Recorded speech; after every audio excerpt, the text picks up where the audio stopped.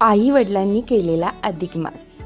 खरं तर आमचा हा दुसरा अधिक मास. पहिलाही छानच झाला होता, पण दुसरा सगळ्यांनी मिळून त्याहूनही सुंदर केला. हा फक्त एक विधी नाही, तर मुलगी व जावयावर असलेल्या प्रेमाचा, जपलेल्या नात्याचा आणि मनापासून दिलेल्या आशीर्वादाचा सुंदर सोहळा आहे. लग्नानंतर घर बदललं तरी मुलगी कधीही परकी होत नाही, हे मला माझ्या आई वडिलांकडे पाहून नेहमी समजतं. ते मला नेहमी सांगतात, हे सगळं तुझंही आहे. लग्न झालं पण त्यांनी कोणत्याच गोष्टीत काही बदल केला नाही. जावयाला ते फक्त मुलगा मानत नाहीत, तर प्रत्येक कृतीतून तो आमचा मुलगाच आहे याची जाणीव करून देतात. लग्न झालेल्या मुलीला याहून अधिक काय हवं असतं.